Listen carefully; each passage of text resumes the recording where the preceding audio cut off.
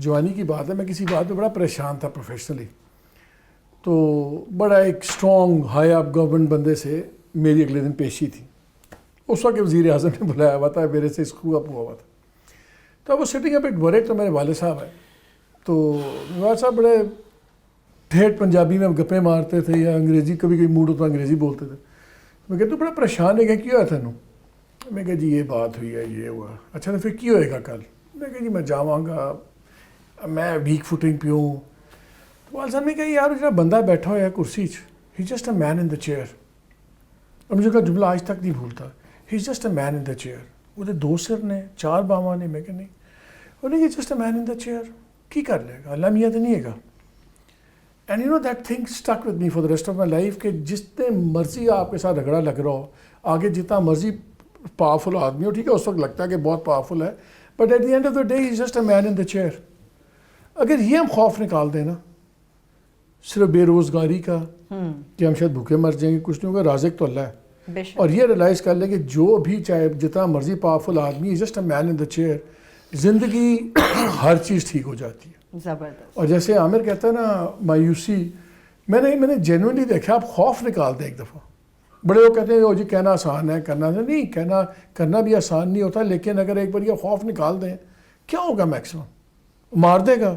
اگر آپ کو مار دے گا تو ویسے ہی مسئلے ختم ہو گئے، ٹھیک ہے نا. لیکن اگر ایک بار کھیل دیں کیا ہو جائے گا؟ اینڈ میرا خیال ہے this is where the youth plays a part. جو یہ بات کرے نا، ہم بھی جب آج سے جوان تھے، آج سے کوئی 50 سال پہلے، تو ایک کہتے ہیں نا ایگزوبرنس آف یوتھ، یہ ایک بہت بڑی نعمت ہوتی ہے اللہ کی. آپ سمجھتے ہیں دا ورلڈ از مائی آئسٹر، میں جو چاہوں کر سکتا ہوں. کوئی لوگ اس کو آپ بیوقوفی کہہ لیں، لیکن یہ جوانی کا ایک وزڈم ہوتا ہے، صحیح، وہ ایک انرجی ہوتی ہے.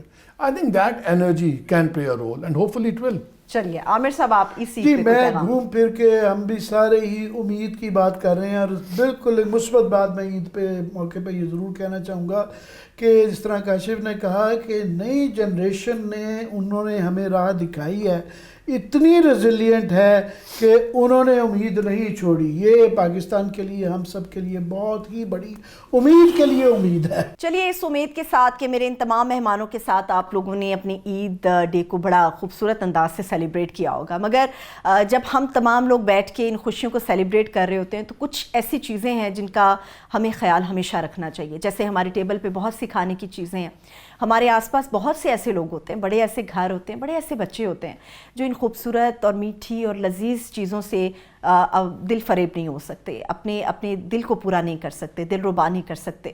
تو ہمیں ان لوگوں کا خیال کرنا ہے. جب ہم مارکیٹوں میں جاتے ہیں تو ہم جب اپنی ڈھیر شاپنگ کر رہے ہوتے ہیں تو ہمیں مارکیٹ کے نکڑ پہ کہیں نہ کہیں کچھ ایسے بچے نظر آتے ہیں جو اپنی آنکھوں میں خواب سجائے کھڑے ہوتے ہیں کہ شاید کوئی ان کی طرف بھی دیکھے گا. پھر ہمارے آس پڑوس میں کچھ ایسے لوگ بھی ہوتے ہیں جو ایسے معصوم بچے بھی ہوتے ہیں جو ان خوشیوں میں اس طرح سے شامل نہیں ہو سکتے جس طرح سے آپ کے بچے شامل ہو سکتے ہیں، کیونکہ جب تک ماں باپ کا سایہ سروں پر رہتا ہے تو مشکل اور کٹھن وقت جتنا بھی ہو بچے اپنی خوشیوں کو سیلیبریٹ کرتے ہیں. تو آپ نے اس عید پہ، میں کلوزنگ اسی کے ساتھ کروں گی، اس عید پہ بڑا خاص خیال رکھنا ہے ان بچوں کا، ان گھرانوں کا، ان بوڑھے لوگوں کا، اور ایسے ہاؤسز کا جہاں پر بوڑھے لوگ موجود ہوتے ہیں. جب آپ اپنی خوشیاں بانٹیں گے تو آپ یقین کیجئے کہ آپ کی خوشیاں پہلے سے کئی گنا زیادہ بڑھ جاتی ہیں. اسی امید کے ساتھ کہ آپ اپنے آس پڑوس کے لوگوں کا بھی خیال رکھیں گے. مجھے اجازت دیجیے، خدا حافظ.